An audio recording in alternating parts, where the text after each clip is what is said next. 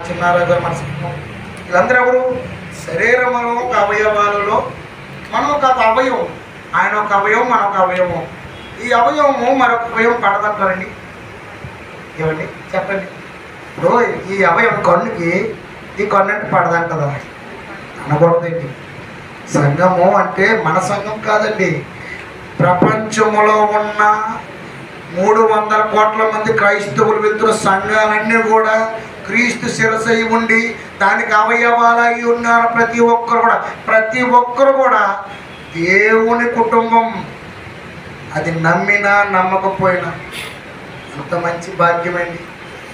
ఒకవేళ ఆ సందర్భం ఎందుకు చెప్పారంటే యేసుక్రీస్తు వారు నా సందర్భము ఇది తల్లిదండ్రి ఎవరు నీ తల్లి ఎవరు నీ తండ్రి అనగా లాస్ట్ మోషన్ సార్ మొత్తం చెప్పాను. కానీ అది ఎప్పుడన్నారు సందర్భము?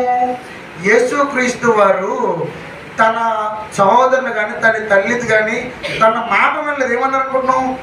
ఆయన పిచ్చివాడండి, మైండ్ పాడైపోయిందండి, ఆయన మైండ్ స్థితి లేదండి,